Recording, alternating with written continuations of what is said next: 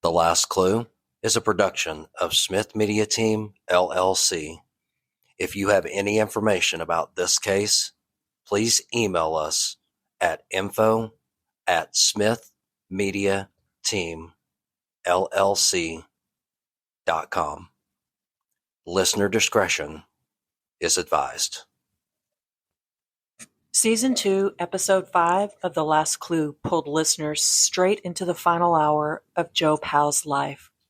A timeline marked by chilling Garmin data, a missing phone found blocks away, and a 911 call that raised more questions than it answered. The three men at the scene claimed it was a single punch during a carjacking attempt. Yet Joe, a strong, experienced rugby player, never recovered. With police calling the case closed and the medical examiner ruling it a homicide, the contradictions couldn't be sharper. That episode unraveled the silence, the shadows, and the secrets of that night. And once you heard it, you were left questioning everything. The Last Clue acknowledges that in previous episodes we referenced the dates of the Joe Powell incident as March 6th and 7th. The correct dates are March 1st and 2nd. We apologize for any confusion this may have caused and have corrected the error for the remainder of Season 2. Before we get started and jumping right into the case, we want to welcome our new listeners and subscribers from San Angelo and Victoria, Texas. Oh, Victoria, Texas. Oh. Home of a Mount Rushmore professional wrestler. Okay, I'll give you this one. Give me a hell yeah. Hell yeah. Stone Cold Steve Austin belongs on the Mount Rushmore of every wrestling fan, bar none. I smell what you're cooking. Sorry, wrong one. Oh, Dwayne. Where's he been? Hiding. Also, Atlanta and Smyrna, Georgia, Brooklyn, Denver, and Royal Tunbridge Wells in Kent, England. Wherever you're listening right now, we thank you. And as always, keep searching for the last clue. And now, The Last Clue, Season 2, Episode 6, The Aftermath. In the early morning hours of March 2nd, 2025, Joe Powell lay bleeding, barely able to breathe, with three men from out of town standing over him. This was in the parking lot of the Rev Apartments, just blocks away from Campus Corner in Norman, Oklahoma. What really happened? Why did three men wait over 40 minutes before calling 911? Why were they even there? Sitting in that parking lot at 3 a.m. And why did they choose to act when a lone man who had clearly been drinking simply approached their truck? 3 against 1. Were they truly in danger? Or was something else at play? And how did one so-called single punch cause fatal injuries to a 23-year-old athlete, a hard-hitting rugby player known for his fearless play? That question, along with nearly everything else about this case, remains unanswered. When Norman police officers arrived on the scene that night, the public expected answers. But as body cam footage would later reveal, what unfolded raises even more questions. The first responding unit pulls in at 3:47 a.m. A few officers are already there. You can see their vehicles along the pavement, the same white Ford F-250 Super Cab that witnesses claimed Joe approached before being struck. Yet, from the very start, something seems off. There is no urgency. The responding officer exits his vehicle calmly, walking toward the small crowd. There's no dash cam, no radio chatter. According to the Norman Police Department's public information officer, the department did not and still does not equip its patrol cars with dash cameras. That means what you're about to hear is the only audible record of that night.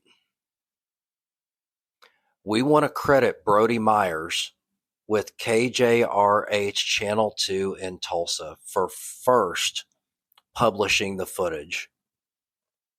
We'll share the full link to his story on our Facebook page, The Last Clue. Let's warn you, viewer discretion and listener discretion is advised.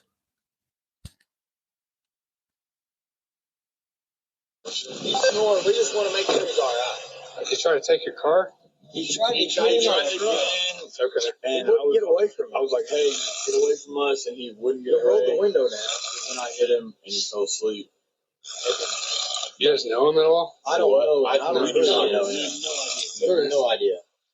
But he does have in back of his head. Okay. Yeah, We tried to wake him up, but he wouldn't wake up. they tried to stun him or whatever, and wake him up. I checked his pulse. He got a pulse. He's snoring, but we just want to make sure he's all right. Yeah, well, but he was trying to get in the truck. I don't know what to do. Was he drunk? Oh, he is. I figured that's what it was. He's breathing pretty good. It was the right thing to do. Yeah, I mean, we wanted, yeah. I tried to wake him up. For sure. We just want to make sure he's all right. You know, I know he was drunk whenever We asked him Did you where hit him? I hit him. Let's see, I did. You're wrong. That's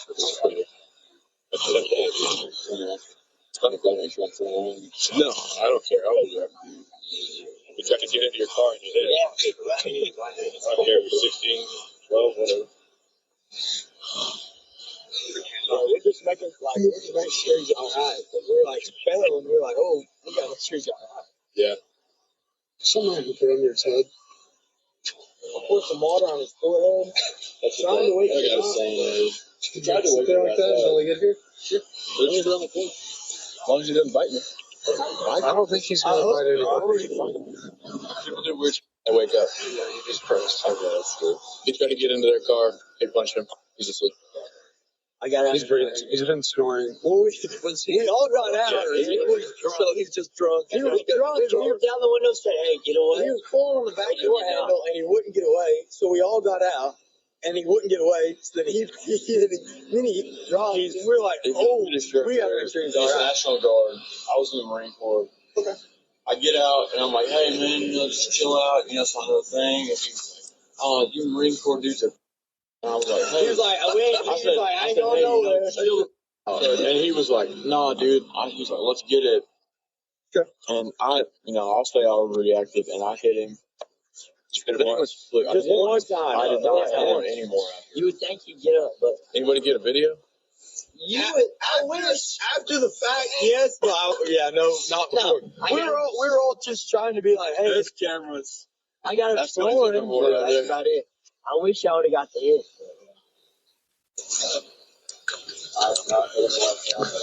Pick your Norman out attack. Robert Boy Victor 890.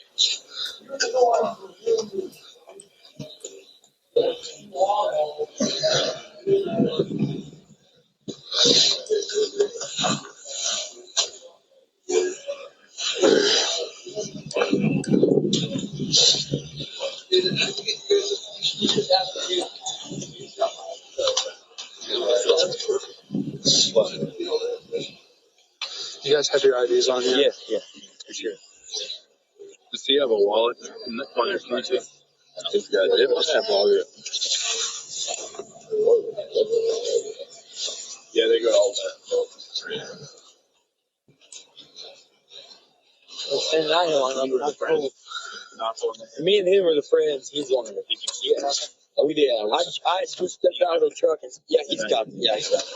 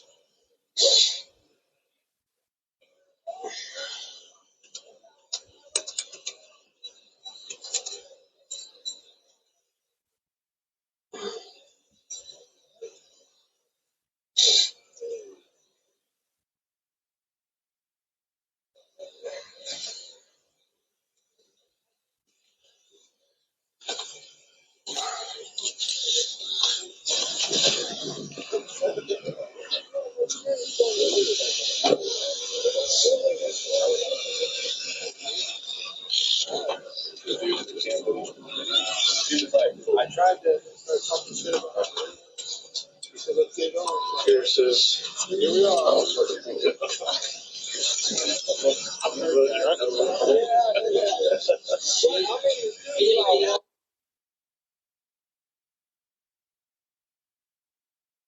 What stands out most when the footage ends abruptly and beyond the confusion are the glaring mistakes.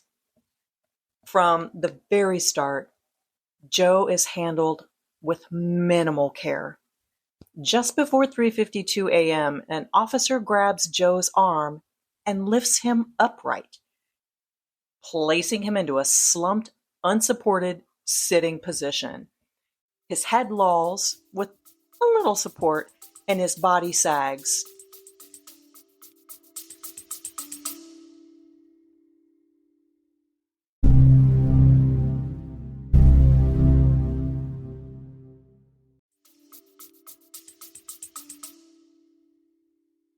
A former sheriff's deputy who spoke with The Last Clue on the condition of anonymity said the following, quote, "The officers showed no remorse trying to help the guy on the ground. Even lifting him up like they did is a big hell no. He was breathing and had a pulse, but he's down on the ground. They didn't use painful stimuli that I saw. This was an all-around fail," end quote. And I have to agree. Even as a non-trained medical professional, the first time that I saw this disturbing body cam footage, when that officer reached down and grabbed Joe by the arm and then lifted him up with minimal support on his back and shoulders, I thought to myself, what in the hell is he doing? And to have someone who's a former sheriff's deputy say the exact same thing I was thinking, it's mind-blowing to me that the Norman Police Department hasn't come out and said, okay, there were some mistakes made, but we stand by our decision, whatever they want to say. So you're a first responder, police officer. You know, you can visually see somebody's on the ground. You're told that he's been hit and he hit his head on the ground. Why are you moving him? You don't pick somebody up that has a head injury, period. They need to be stabilized. C-collar, C-spine. Or wait for the EMTs that Exactly. had been called to get on site. Exactly. There are so many things wrong with this body cam footage. Not the body cam footage, but what happened? I wanted to jump through the screen and throttle some of these officers. And on the body cam footage, which will be posted on the Last Clues Facebook page, where you can watch it. And again, we strongly advise viewer discretion. Yeah. Because it is very sensitive, very intense at times. But one thing that I noticed about that, and listening is a little bit difficult, and I will give our listeners that. When you watch it, if you decide to watch it, at the end, if you notice there near the end, there's some silence along with some typing. That is the body cam officer taking the IDs of these three men, going back to his vehicle and running them for any warrants, I assume, anything. Warrants, felonies, etc. But in that time, even though it's very quiet, and it may or may not transpose well to podcasting, but you can see the video on our Facebook page. When the officer gets out of his vehicle and heads back, the EMTs already have Joe on the board. They already have him set up. He's strapped down. In that short amount of time, if that officer had just waited, that video, the audio that we just posted from the body cam is just a little over 6 minutes. He had plenty of time to wait on the EMTs to not move someone that has a visible head injury and blood on the ground. They had plenty of time to just wait like they should be trained to do. And to the point of our source saying they didn't use painful stimuli, for those that don't know what that is, when you've got somebody unconscious and you're trying to check on them, as we were told these citizens, upstanding citizens, were doing, you take your fist and you rub it in the sternum for reaction to try to see what's going on there. That wasn't done, but no, let's go ahead and yank them up by the arm. Let's take a look at the other thing as well. There are 8 officers. 8.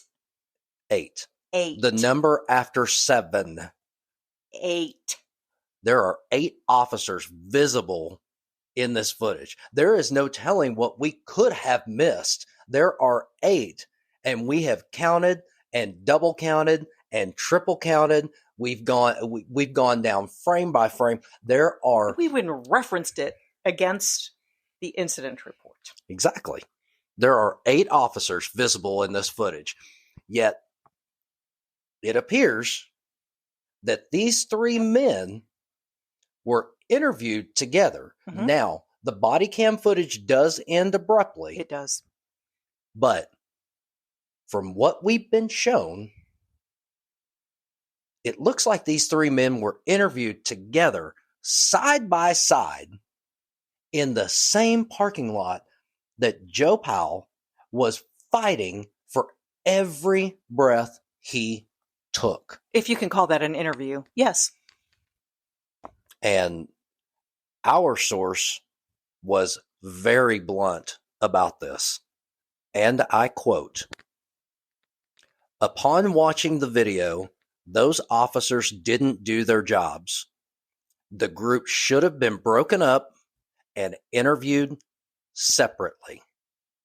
The one that admitted to hitting him should have been cuffed right there and taken in. That's definitely and arrest. They all should have gone to jail, especially after that 40-plus minute delay in calling 911. End quote. Thoughts?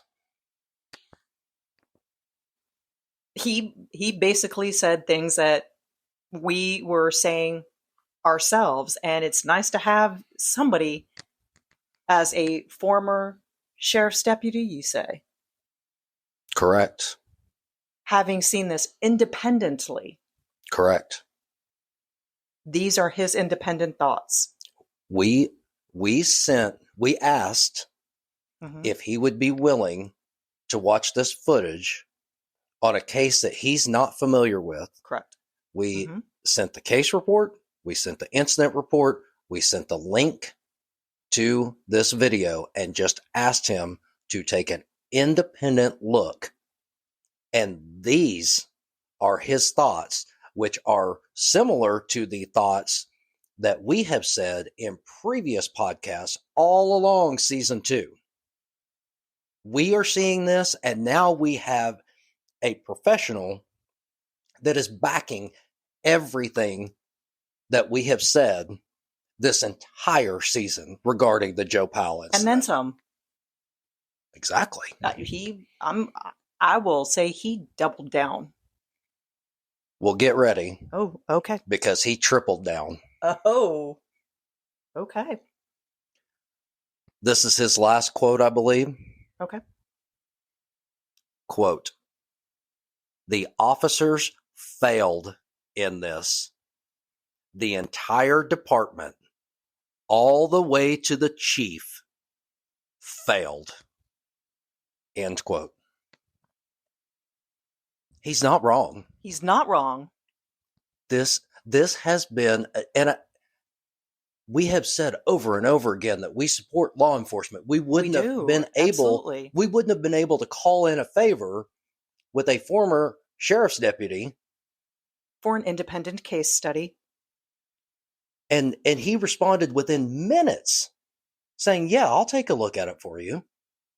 And he did. He gave us his independent thoughts, which is what we've been saying all along. We weren't as bold, I don't believe, to say that the chief should have to stand in front of this, but we've thought it. Yeah. And pardon my French, but it's been a clusterfuck. Oh, it absolutely has. And this 23-year-old man did not have to die. He didn't. No reason. He didn't have to be murdered. And at what point, once you see this body cam video, whether you are a trained professional or not, within the first minute, you see a mistake that could have potentially... There are glaring mistakes. Absolutely. But the very first mistake is you see this police officer grab Joe Powell by the arm and lift him up with minimal support. Someone who has a head injury, someone that has 3 men, even though they say that only one person punched him. Don't you have to take that with just a little bit of a grain of salt and take a look at the entire situation? You got 8 officers there. 8. I mean, 3 men, 1 victim. If they would have brought one more officer, they could have fielded a baseball team. They had 8 officers on the scene, 1 man down, 3 men standing there, strangely, all telling the same story after a 40-minute delay in making the 911 call. How convenient. And they're free to go. They are. Let's go back to our previous episode for just a second. Okay. Woosah. If you listen to our last episode, we played the 911 call in its entirety. And if you listen closely, you may have heard something that perked our ears up. And that is, we both heard female voices in the background while the 911 call was being recorded. Yes, we did. Where are they? Well, those women, We don't know. we want to be fair. Mhm. They're missing from every police report. Hmm. There is no mention of any female. Now, did they witness anything? We don't know. We don't know. But they were on site for the 911 call. Wouldn't it be just the slightest bit of police work? I'm getting worked up. Now my words are getting hard. Wouldn't it be the slightest bit of police work to say, was anybody else down here? And if those three men said no, and then somebody goes back to the station and listens to the 911 call, and here's what we heard, which is a female voice or voice says, it's hard to tell, but isn't that lying to the police? Isn't that enough to at least bring these three men in and go, hey, I need to talk to you about something you said. You said that it was just the three of you. There was nobody else. But yet we're listening to the 911 call. Do you want to hear it? Because I can play it for you. We have it. We have that technology. We don't have dash cam technology in our cars, but we have the technology to have a recording of the 911 call. Would you like to hear the voices in the background, or would you just like to tell me the truth this time? And I do believe that Norman Police Department is big enough to have these guys in 3 separate rooms. I would like to think so. I've never been to the police department. Thank you, Jesus. But I'd like to think that they've got at least 3 rooms. So these voices, and let's be clear about how important voices are. Joe Powell's voice was never heard after this incident. No. And guess who's giving him a voice? Hopefully we are. That's all he's got. I mean, you know, we don't know. His family. We don't know how much longer we're going to be on this case. We put a lot of time and effort and, you know, I hate to say it, but I won't say blood, but sweat and tears into it. And There's we don't, definitely been tears. we don't know how long we're going to be on this case going forward. But somebody has to, the listeners have come back in droves over this about all the missteps. But even before this, I can't imagine what kind of email we're going to get after this.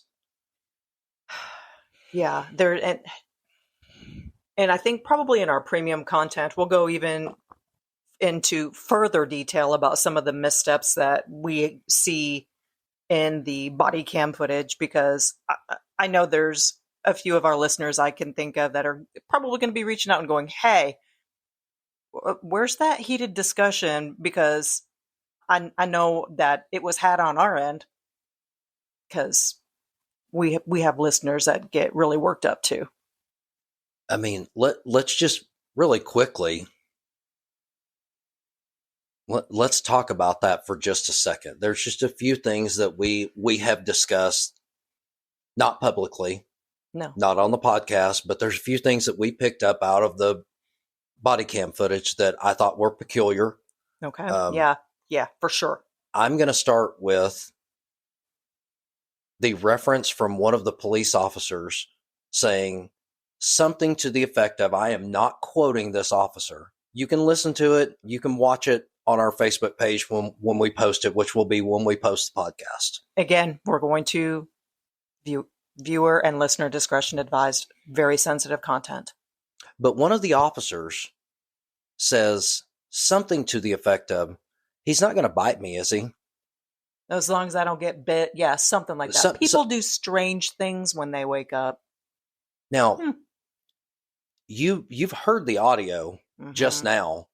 That loud noise you hear in the back that, you know, that sounds like a truck driving down a gravel road with possibly a hole in the muffler, that is Joe Powell fighting for breath. Yeah. That is a man on the ground fighting for his life. And one of the officers decides to make a joke about him biting him. Oh, he's drunk, he's snoring, he's asleep. If he was asleep and passed out, at some point, when somebody says they've thrown water on your forehead, at some point, you're going to stir. You are going to stir. You're going to grunt. You're going to try to reposition. You're going to do something. Mm-hmm. That was not a man snoring. That is a man that is having oxygen cut off to his brain and is dying. The other thing I want to mention that I thought was disturbing, and this was something that you said right away after the first time we watched the body cam footage. I found it in particularly bad taste. Oh, did you get bit? No, I found that in bad taste too. But at the end of the video, I found it in particularly bad taste about how much laughter was happening in a 6-minute clip. Infuriating. That is infuriating. Now, you know, I think it was a mixture. I think it was the 3 men in question. I think it was the police officers. I found the laughter when a man is strapped to a gurney and about to be hauled off by ambulance to a hospital, fighting for breath. I found the laughter to be distasteful. Those are very kind words, saying that is distasteful, because if we were to put a heart rate monitor on me right now, my heart is beating out of my chest because, again, it is infuriating. Absolutely infuriating. It's unprofessional. It is uncalled for.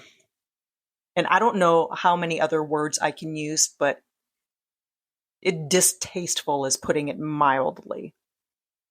And what this footage doesn't show is what happened in the hours after Joe Powell was taken from the scene. He was alive. Barely. But he was fading fast. At a nearby hospital, doctors stabilized him just long enough to transport him to a larger hospital. His parents were making the drive to Central Oklahoma, desperately clinging to every small piece of information they could get. His friends and teammates gathered outside, waiting, praying. But by sunrise, the 3 men who claimed self-defense, they had either left town or were getting ready to leave town. No arrests, no detentions, just statements recorded together, and each of those statements echoed the other. And yet, despite everything, there's one undeniable fact. That you said earlier. Joe Powell didn't have to die. One punch? Maybe. But the investigation and the footage shows something far more complicated and far more haunting. The truth is somewhere in that 6 to 7 minutes of tape. Between the camera shakes, the muffled shouts, and the indifference. Between the questions that still hang in the cool Oklahoma air, the aftermath of Joe Powell's death isn't just about what happened. It's about what didn't happen. The procedures that weren't followed, the evidence that wasn't collected, the humanity that wasn't shown. And for the family still waiting for justice, that's a failure that echoes louder than any siren. Next time on The Last Clue. Joe Powell is fighting for every breath in a hospital in central Oklahoma. The 3 men are gone, free to leave town. And a family waits for the moment Joe can finally speak for himself. Episode 2.